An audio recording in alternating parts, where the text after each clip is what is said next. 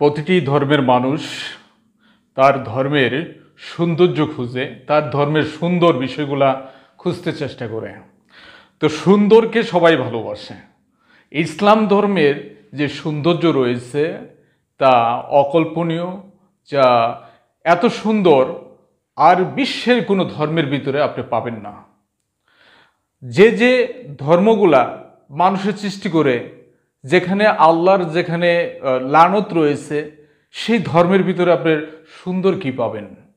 আপনি দেখেন মুসলমানের যে জন্ম, এই জন্ম থেকে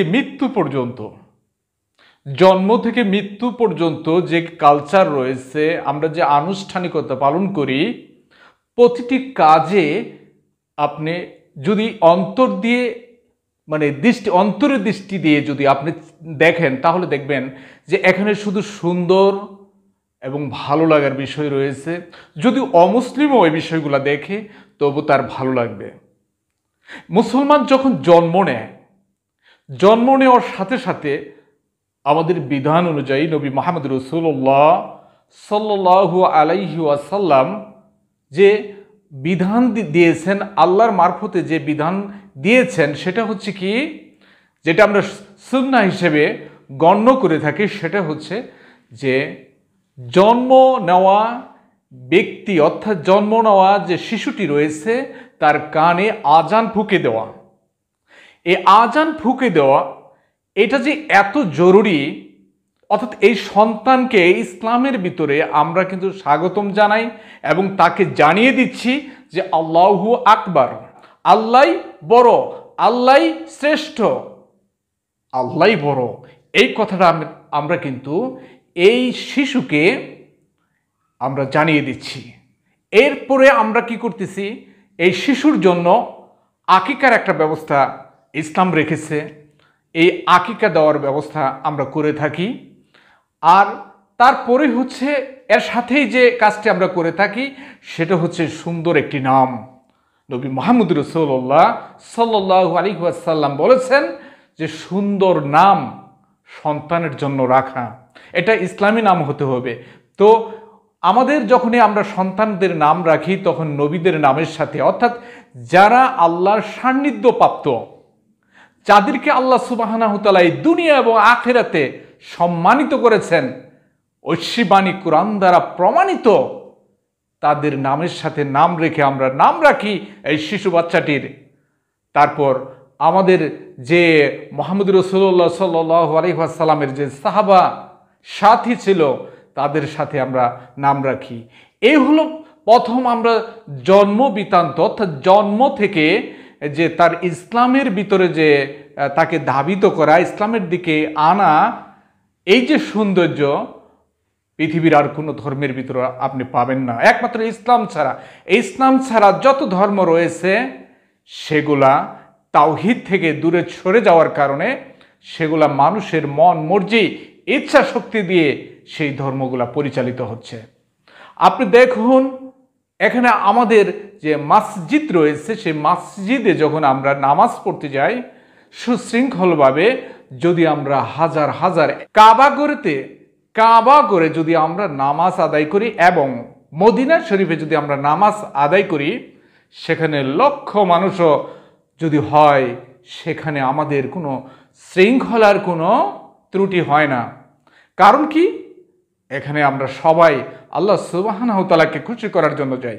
বিশ্বের আর কোনো ধর্ম অনুষ্ঠানে এভাবে আপনি সুশৃঙ্খল পাবেন না। কারণ সেখানে আল্লাহকে, অর্থাৎ যিনি স্রষ্টা, তার ইবাদত করার জন্য যাওয়া হয় না, মানুষের সৃষ্টি ধর্মকে সম্মান দেওয়ার জন্য সবাই একত্রিত হয়ে এক ধরনের শয়তানের আনুগত্য করার জন্য সেখানে জড়িত হয়। এজন্য অমুসলিমদের কালচার থেকে মুসলমানের কালচার সব সময় সৌন্দর্যময়, সুন্দর। তারপর আপনি দেখুন আমাদের বিয়ে শাদী, এর ভিতরে যদিও আজকে বিভিন্ন ধরনের বেদাত, কুফর এবং ইসলাম যেটা সমর্থন করে না, সেই ধরনের কাজ আজকে মুসলমান নামধারী আমরা যারা ইসলাম বুঝতেছি না, কোরআন সুন্নাহ যেভাবে বলছে সেভাবে আমরা আমাদের কালচার, অর্থাৎ বিবাহ শাদী দিতে পারতেছি না। একটি অন্যতম কারণ হচ্ছে ইসলাম না বোঝার কারণে। অথচ মুসলমানের বিবাহ শাদী অল্প খরচে হওয়ার কথা ছিল, সেখানে ডাকডোল এবং অমুসলিমদের কালচার এনে এখানে নগ্নতার সৃষ্টি করা হয়। এই কালচার যদি ইসলামের দিকে, ইসলাম যেভাবে বলছে মুহাম্মদুর রাসূলুল্লাহ সাল্লাল্লাহু আলাইহি ওয়াসাল্লাম যেভাবে তিনি বিবাহ শাদীর কালচারের কথা বলেছেন, সেই কালচার যদি ইসলামের ভিতর থাকে তাহলে অবশ্যই সেটা সৌন্দর্য আপনি দেখতে পারবেন। আর বিশ্বের কোনো এই বিবাহ শাদীতে আপনি এত সুন্দর কালচার পাবেন না। এই যে মানে জন্ম, তারপরে ধর্মীয় আনুষ্ঠানিক ইবাদত, তারপর আমরা যেমন দান সাদাকা, সেখানেও আমাদের ইসলাম যে সৌন্দর্য রেখেছে বিশ্বের আর কোনো ধর্মের ভিতরে আপনি দেখতে পাবেন না।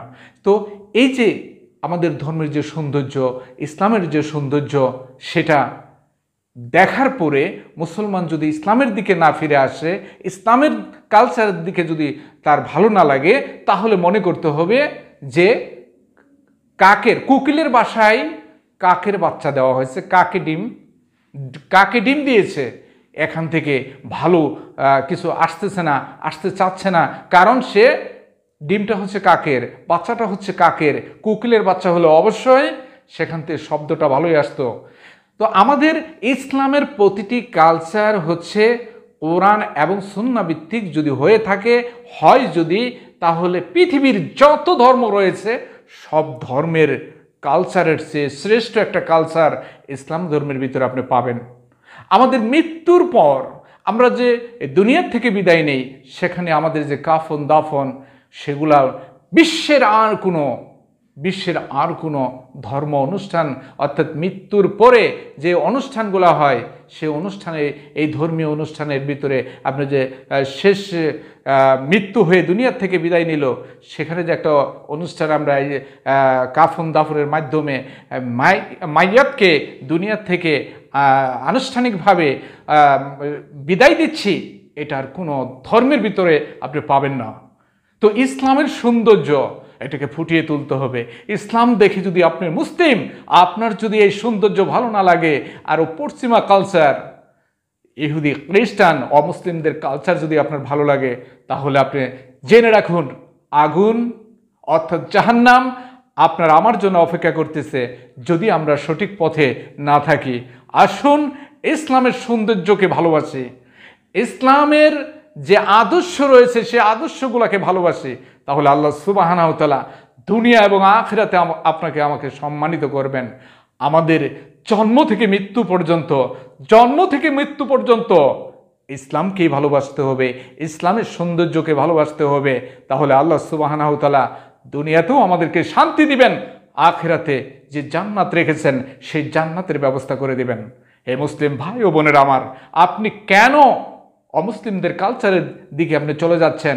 নাচ গান নৃত্য এই ধরনের যে ব্যবস্থা ইহুদি খ্রিস্টান এবং অমুসলিম যারা রয়েছে তারা রেখেছে, সেটা আপনি বেশি ভালোবাসতেছেন এবং মুসলিমদের কালচার থেকে বের হয়ে যাচ্ছেন।